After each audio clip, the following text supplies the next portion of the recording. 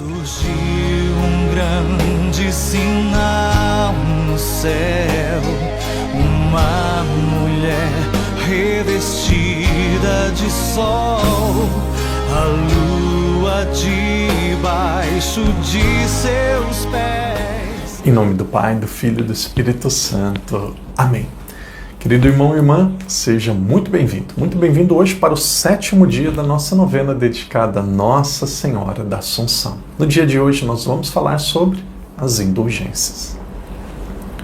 Oração à Nossa Senhora da Assunção.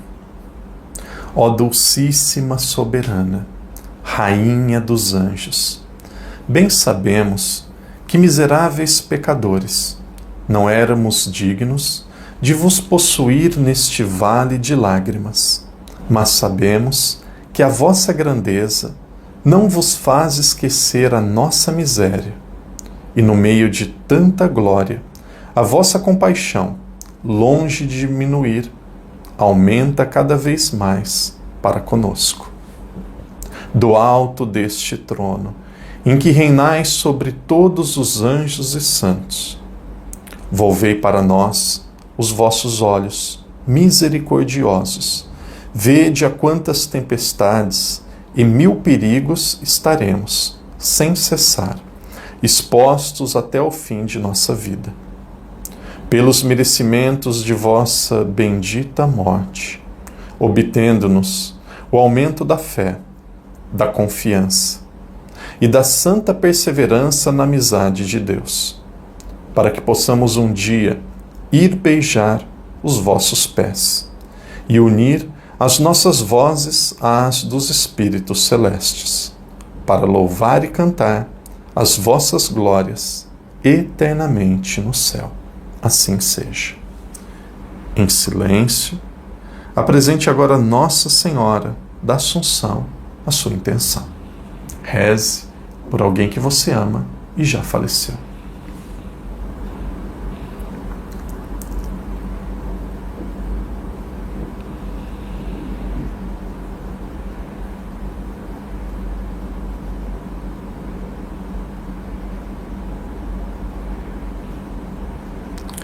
Pai nosso que estais nos céus, santificado seja o vosso nome.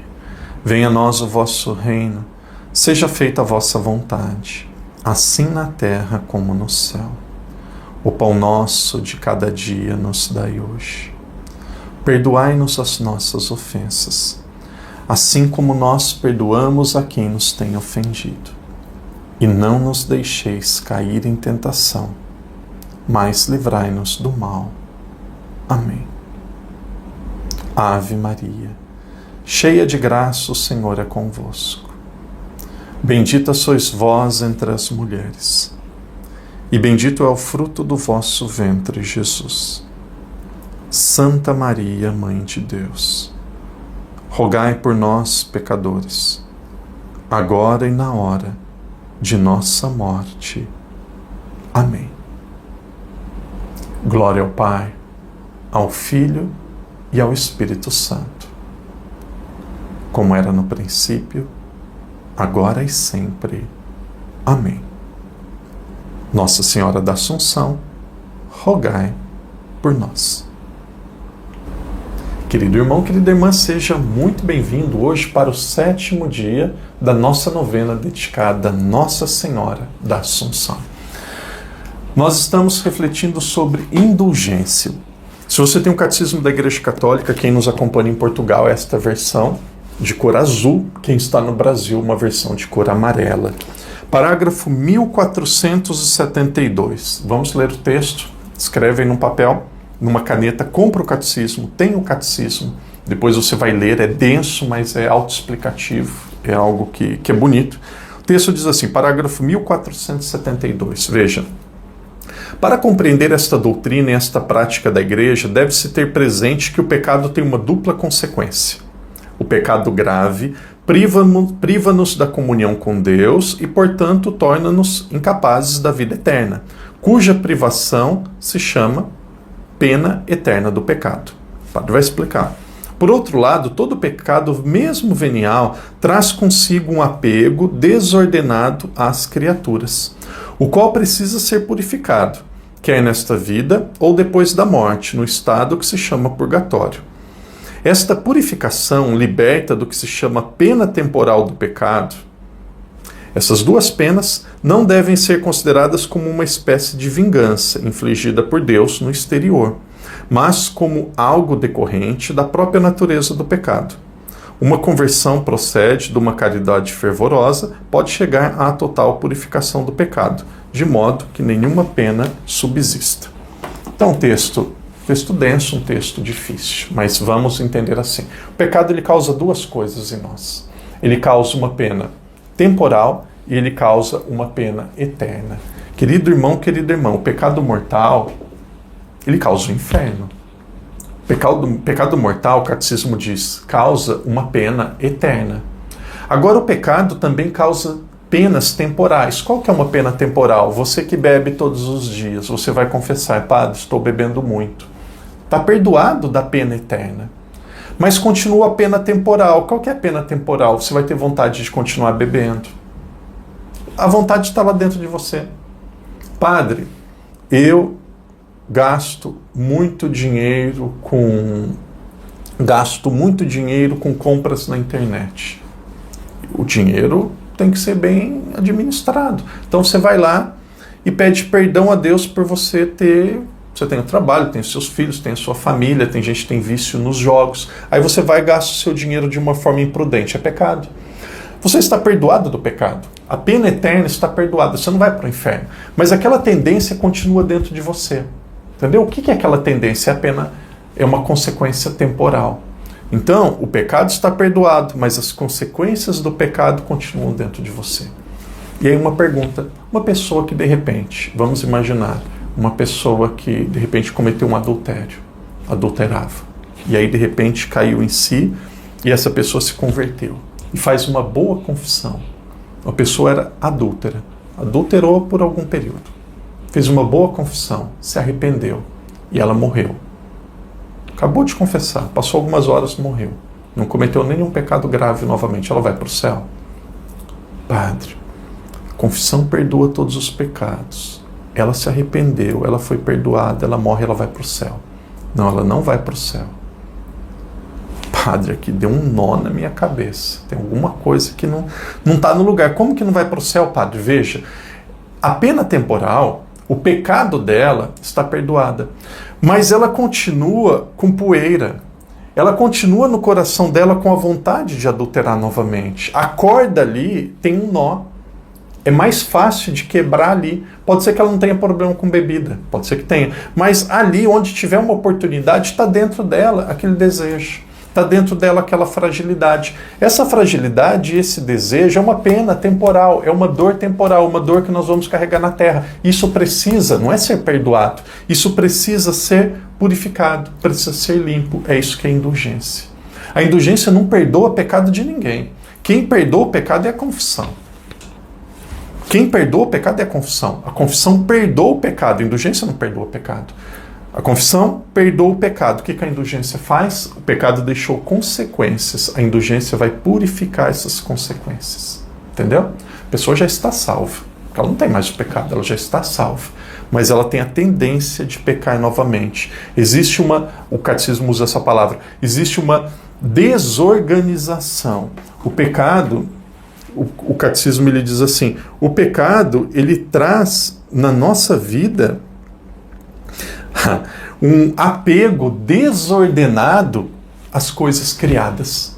Um apego desordenado à sexualidade, a um vício. Então, o pecado ele traz um desapego, ele traz um apego desordenado. Todo pecado traz um apego desordenado. A culpa está perdoada, mas essa desordenação ela precisa ser reorganizada. Como que ela é reorganizada? Penitência, oração e pela indulgência. A indulgência por quê? Porque é o tesouro que a igreja tem pelos méritos dos santos, que ela distribui como ela quer. E ela, em algumas circunstâncias, ela decide distribuir e dar esta purificação, esse desapego total para aquelas pessoas que cumprirem algumas exigências. Quais são essas exigências? Que esteja em estado de graça para oferecer indulgência para alguém. Quem está morto não pode mais oferecer indulgência. Quem está vivo, oferecer indulgência para alguém, precisa estar em estado de graça, rezar pelo Papa e fazer uma obra de caridade ou aquilo que aquela indulgência prescreve, por exemplo, uma visita ao cemitério quando há indulgência no mês de novembro. A doutrina principal da indulgência é essa. O pecado ele causa duas consequências. Uma mortal, a confissão perdoou, e causa uma terrena, um apego desordenado. Isso daqui a indulgência vai purificar. A indulgência ela pode ser parcial, purifica apenas algumas coisas, parte, ou ela pode ser plenária. A pessoa está totalmente purificada. Quem ofereceu uma indulgência, ofereceu de forma perfeita, correta, por alguém que faleceu, essa pessoa está no céu.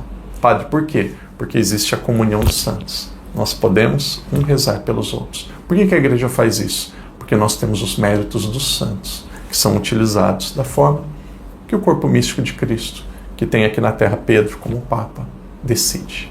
Irmão e irmã, reze pelos falecidos. Pesquise, procure saber mais. Que Deus te abençoe, que Deus te proteja, tenha certeza. A doutrina da igreja é belíssima, ela é linda, ela é fantástica.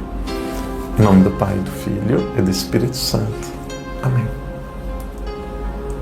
Se um dia o anjo declarou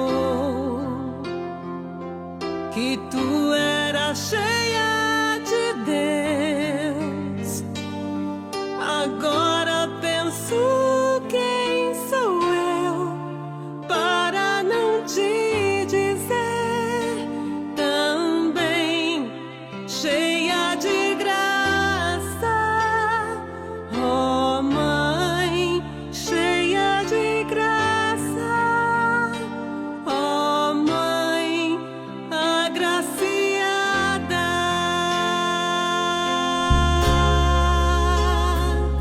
Se a palavra ensinou e todos hão de concordar, e as gerações te proclamar, agora eu também direi: tu és bendita, ó Mãe, tu és bendita, ó Mãe bem-aventurada.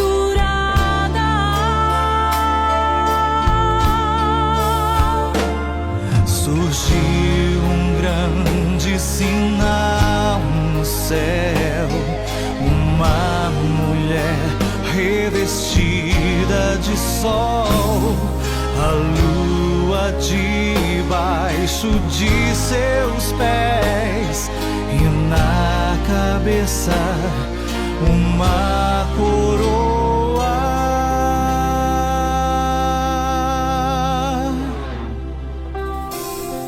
Não há com que se comparar, perfeito é quem te criou. Se o Cristo